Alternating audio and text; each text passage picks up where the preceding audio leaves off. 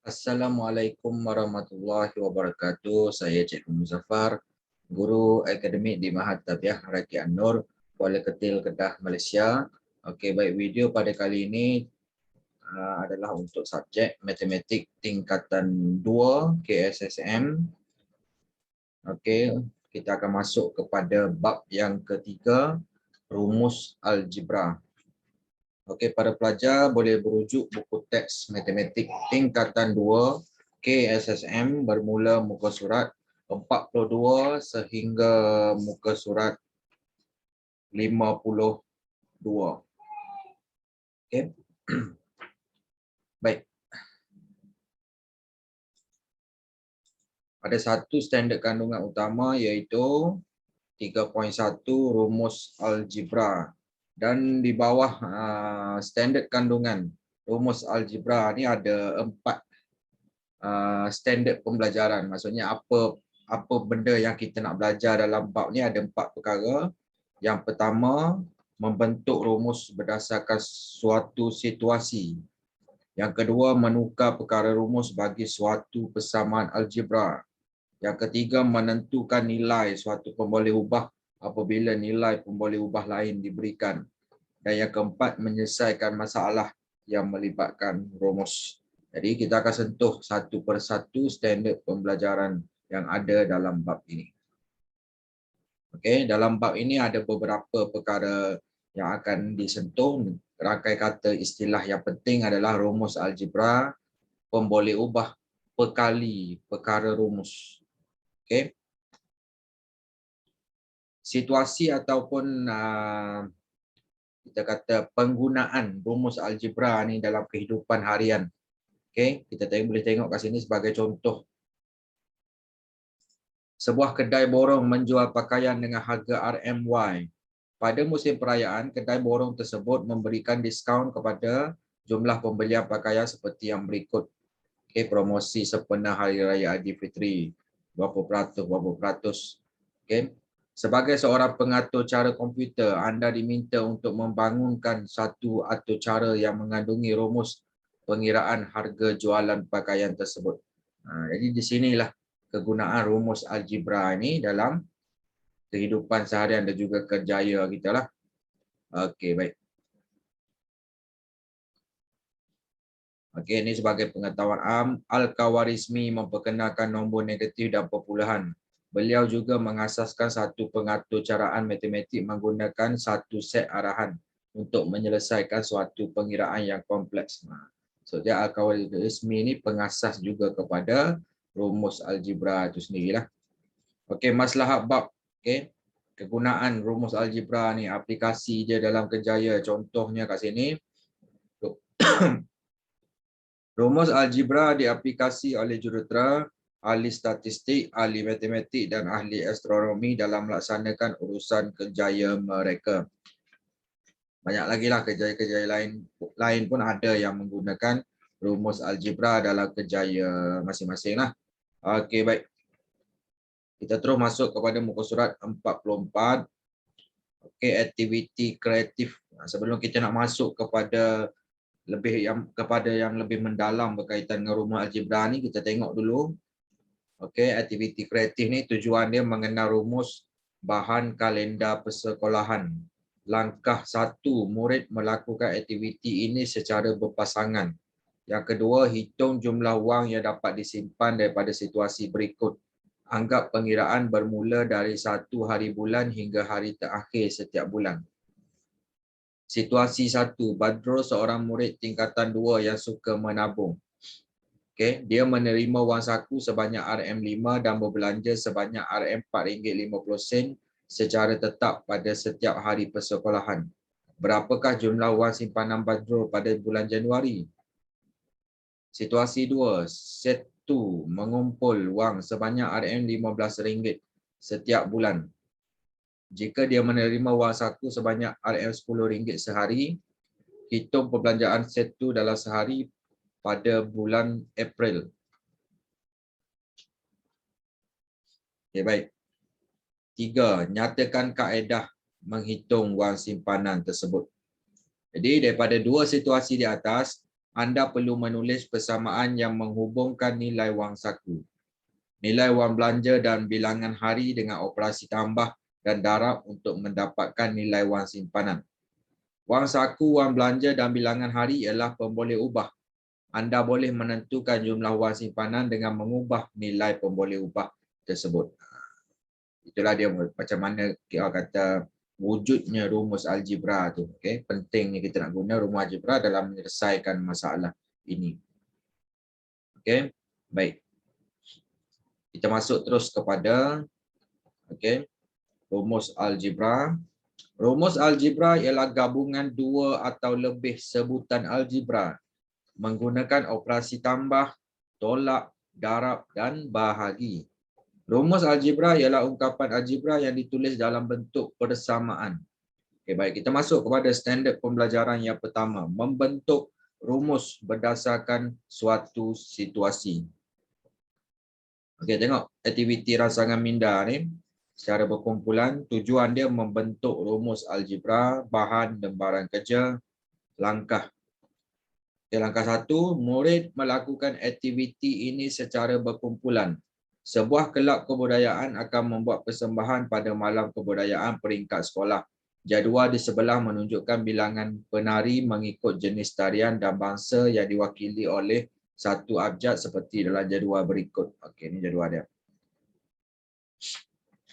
Okey, jenis tarian Sumazau, Kuda Kepang, Singa. Okey, bahasa Melayu, Cina, India. Okey, bilangan untuk penari tu dia buat dalam bentuk pemboleh ubah A, B dan C tu. Okey. Baik. Nombor 2, terbitkan rumus untuk setiap perkara rumus yang berikut. Okey, A, S, bilangan penari berbangsa Cina. B, iaitu D tu, boleh ubah D, bilangan penari tarian kuda kepang. C, boleh ubah W, bilangan penari India dan Melayu. Okey. Perbincangan dia. Perbezaan rumus di antara kumpulan di dalam kelas anda. 2, kesimpulan daripada aktiviti di atas. Okey, rumus yang diterbitkan. Okey, S tadi tu bilangan penari berbangsa Cina, kita tengok. Okey. S sama dengan 2C tambah B tambah 3A. D, bilangan penari tarian kuda kepang. Okey, 2B tambah B tambah 5B kan. Jadi 2B tambah B, 3B, 3B tambah 5B dapat 8B. Jadi D sama dengan 8B. W, bilangan penari India dan Cina. Okey, maksudnya kita tambah ni. A tambah 2A, 3A. 2B tambah 5B, 7B. 2C tambah C, 3C. Jadi W sama dengan 3A tambah 7B tambah 3C. Daripada aktiviti di atas, rumus dibentuk dengan menghubungkan beberapa pemboleh ubah. Okey, nampak jelas kat situ. Okey, baik. Okey, kita tengok tip ni dalam aktiviti di sebelah. S, D dan W ialah perkara rumus dan boleh ditulis di sebelah kiri atau kanan. Okey, tengok contoh 11. Contoh 1. Suzy menjual 2 jenis kek pada harga yang berlainan. Kek coklat dijual pada harga RM3 sepotong, manakala kek keju dijual pada harga 2 kali ganda harga kek coklat. Sempena pembukaan cawangan baru, dia memberikan diskaun 10% untuk semua harga kek. Terbitkan rumus pengiraan harga jualan kek jika M potong kek coklat dan N potong kek keju berjaya dijual. Okey, baik. Penyelesaian dia. Okey. Seperti maklumat yang diberikan, harga kek keju tadi dia kata 2 kali ganda kek coklat. Jadi harga kek coklat tadi RM3, jadi 2 kali ganda, 2 darab RM3 dapat RM6. Jadi harga kek keju tu RM6 lah. Z, okey, harga jualan kita wakilkan dengan pemboleh ubah Z. Okey, lepas tu kita kira bilangan kek coklat darab dengan harga tambah bilangan kek keju darab dengan harga.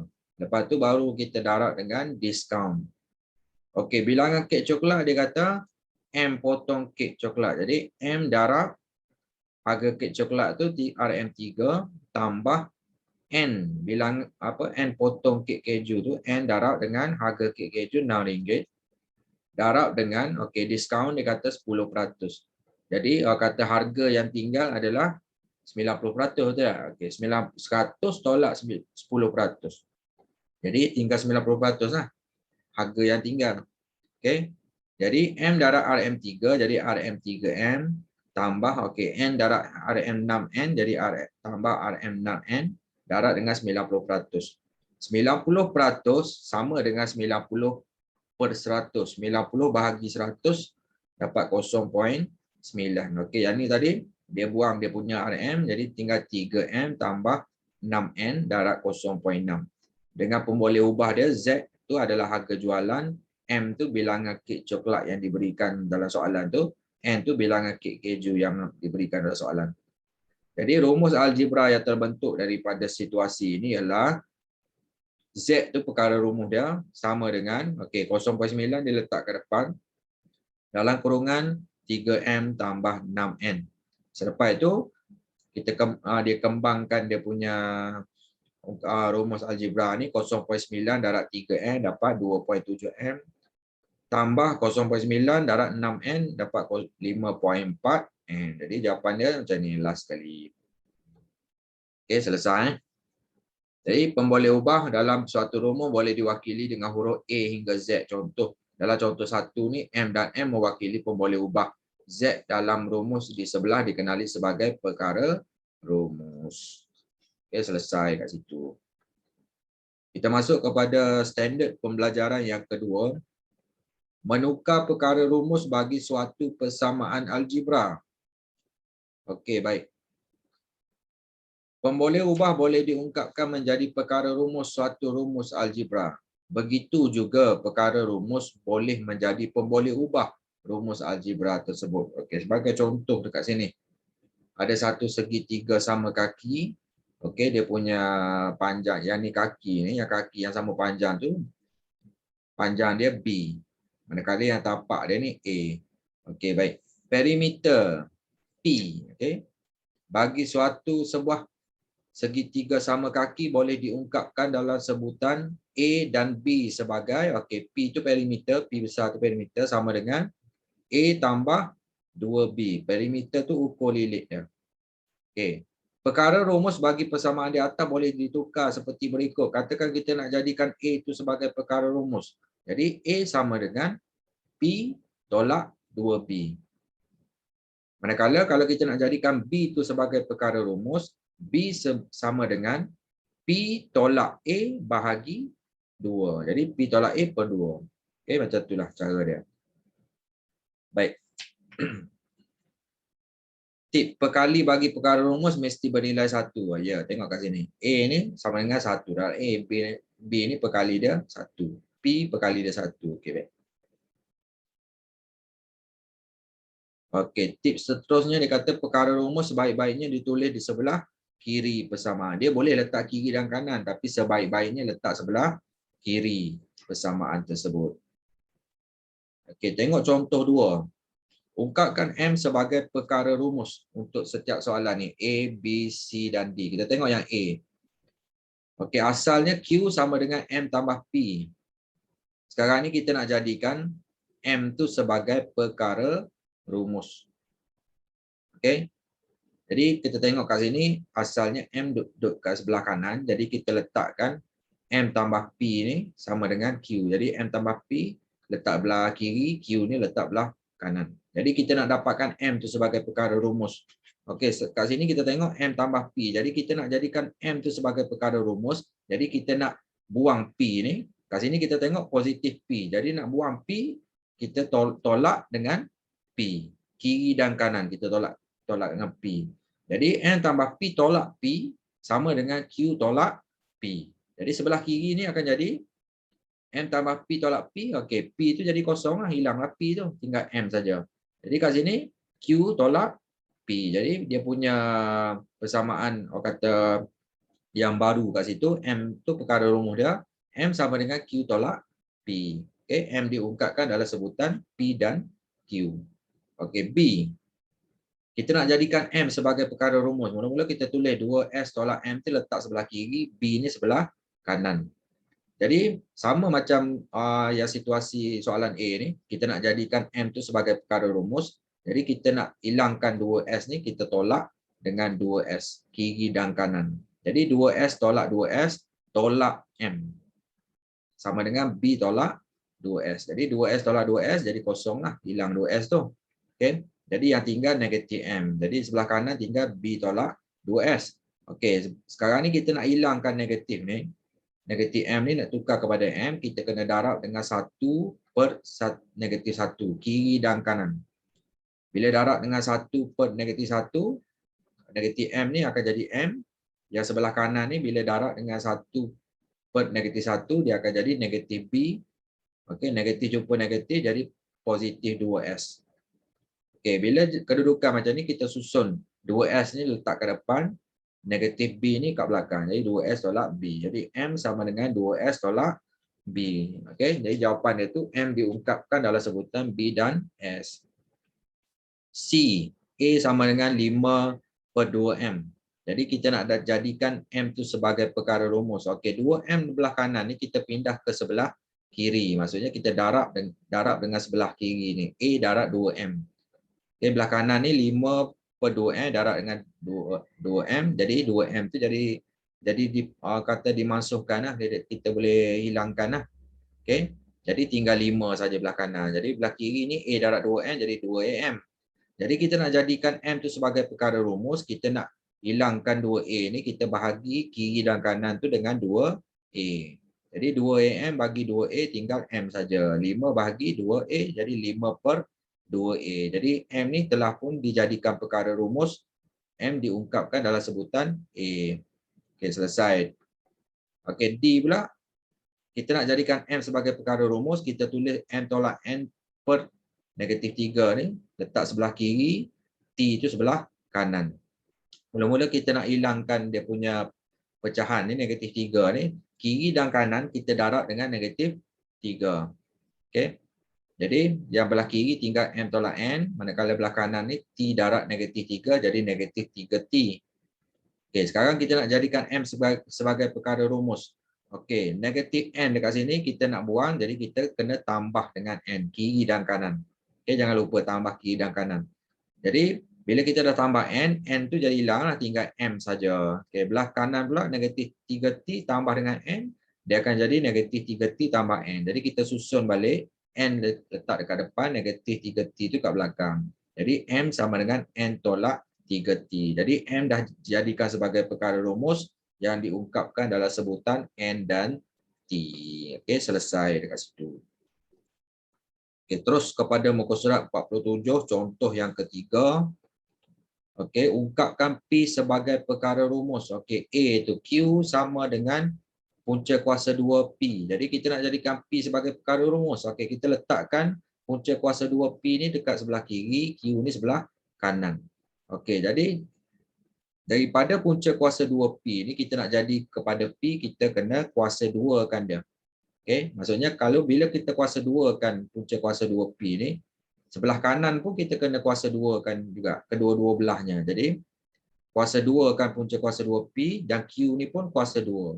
Jadi punca kuasa 2 kuasa 2 kepada punca kuasa 2P ni akan jadi P, Q kuasa 2 akan jadi Q kuasa 2 macam nilah. Dan hasilnya akan dapat macam ni.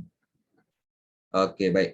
B S sama dengan P kuasa 2. Kita nak jadikan P sebagai perkara rumus. Okey, P kita jadikan P kuasa 2 tu letak belah kiri, S sebelah kanan. Okey, daripada P kuasa 2 nak jadi kepada P, kita punca kuasa 2 kan P kuasa 2 tu.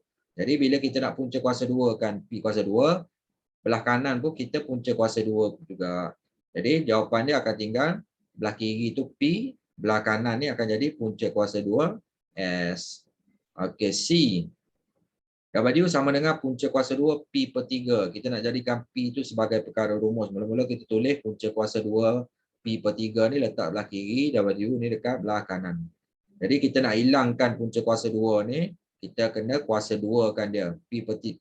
Punca kuasa 2 P per 3 ni kena kuasa 2. Belah kanan ni W ni kena kuasa 2. Jadi bila kita kuasa 2 kan punca kuasa 2 P per 3 ni tinggal P per 3 sajalah. W kuasa 2 ni jadi W kuasa 2 ni kekal macam ni.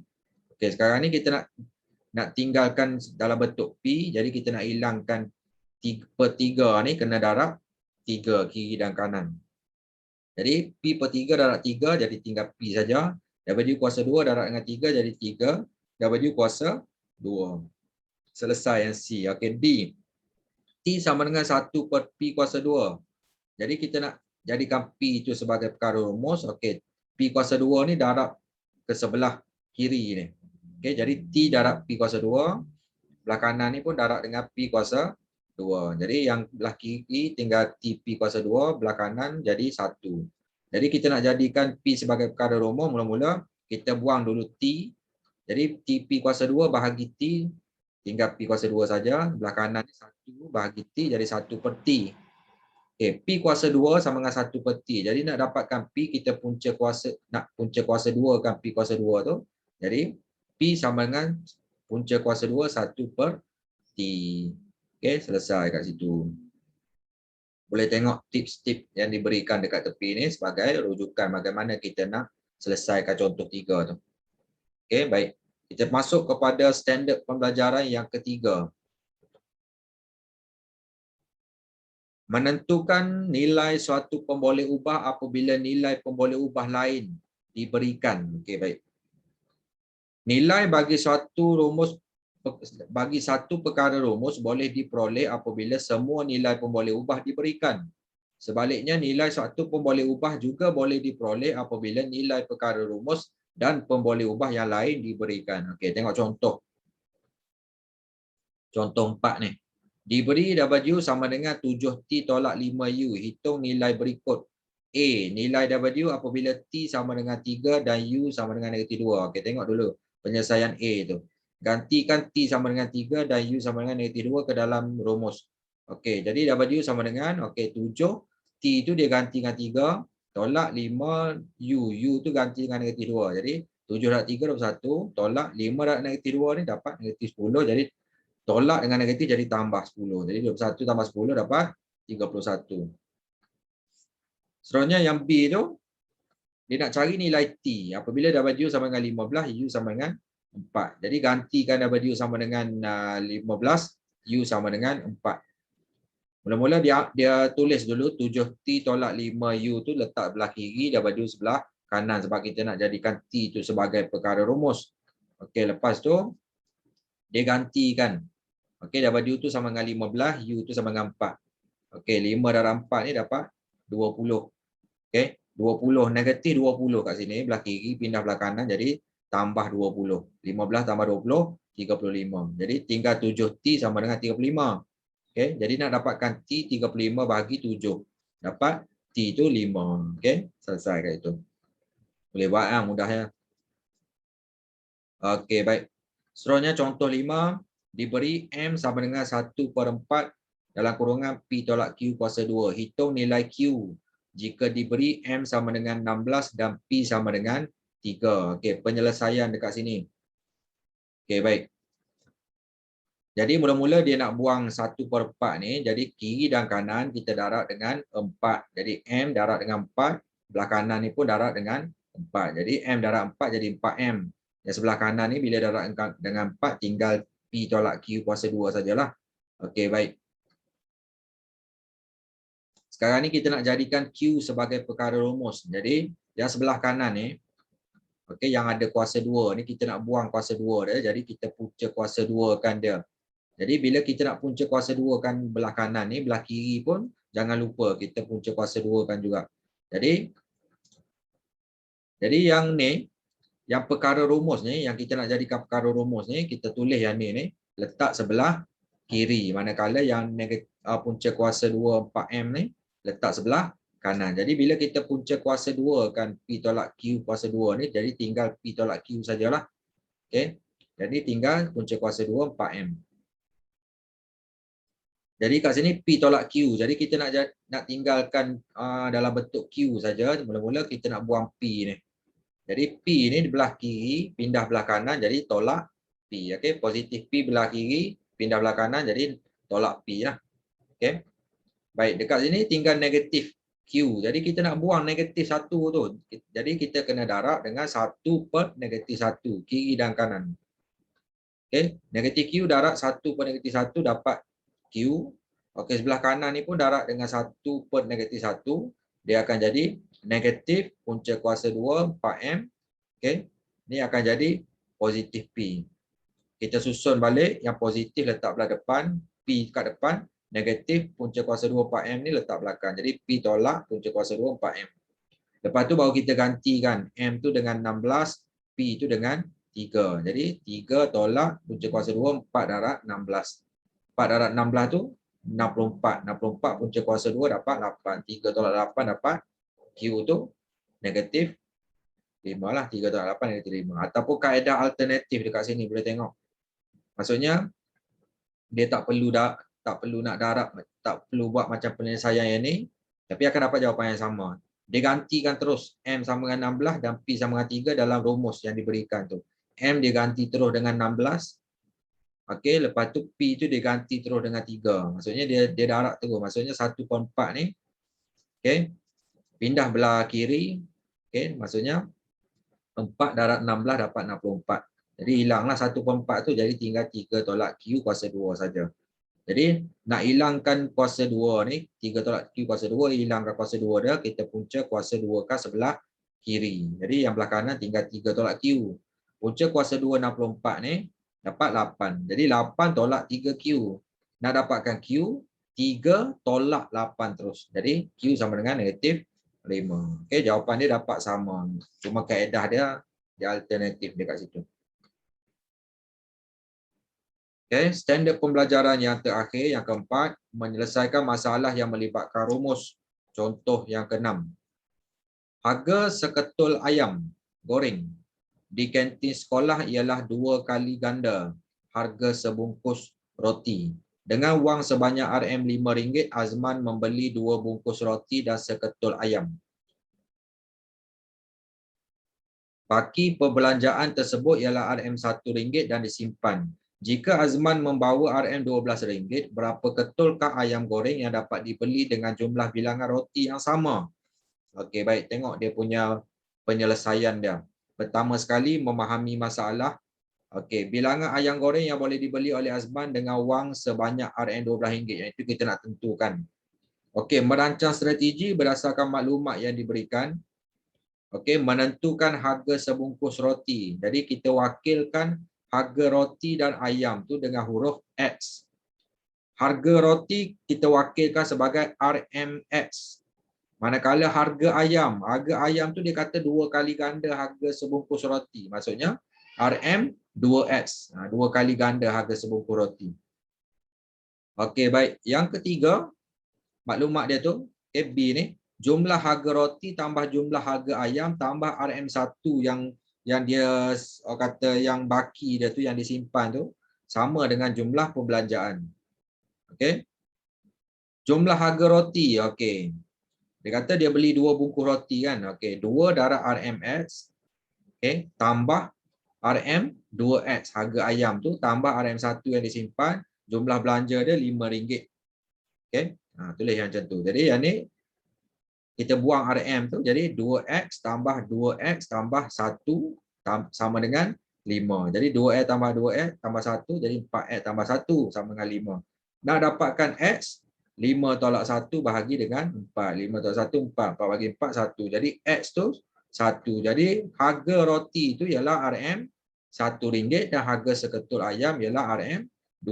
Itu maklumat yang kita dapat daripada maklumat yang diberikan dekat situ. Melaksanakan strategi. Okey, baik. Sekarang ni kita nak kira bilangan ketul ayam yang dapat dibeli dengan jumlah bilangan roti yang sama. Okey. Maksudnya bilangan roti tetap dia beli 2 bungkus juga, tapi berapa bilangan ketul ayam? Okey, baik. Jadi jumlah harga roti tambah jumlah harga ayam sama dengan RM12 yang dibawa oleh Azman. Okey, harga roti tadi RM1 kita dah kira dekat sini tadi. Darab dengan 2 sebab dia kata kat situ dengan jumlah bilangan roti yang sama. Jadi 2 juga dia beli. Tambah jumlah harga ayam, maksudnya seketul harga ayam tu RM2.